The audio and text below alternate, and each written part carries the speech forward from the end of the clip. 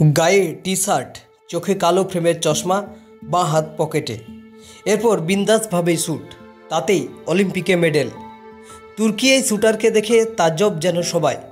নেটিজেনদের চোখে তিনি হিটম্যান ছাড়া আর কেউ নন। আসলে তিনি ইউসুফ ডিকেজ। প্যারিসে ইলাইদা তারহানকে সঙ্গী করে 10 মিটার এয়ার পিস্তলে মিক্সড টিম ইভেন্টে রূপো জেতেন 51 বছর বয়সী ডিকেজ। সোনা জয়ীর থেকেও তিনি বেশি আলোচনায়, কারণ তার নিজস্ব স্টাইলের জন্য। শ্যুটাররা সাধারণত এক চোখ ঢেকে আরেক চোখে একাধিক বিশেষ লেন্স ব্যবহার করে নিজেদের নিশানা তৈরি করেন। কানে যাতে আওয়াজ না পৌঁছয় তার জন্য থাকে বিশেষ যন্ত্র। ডিকেজ ধার ধারেনি এইসবের। শ্যুটারদের পোশাক নেই, কানে যন্ত্র নেই, চোখে বিশেষ লেন্স নেই।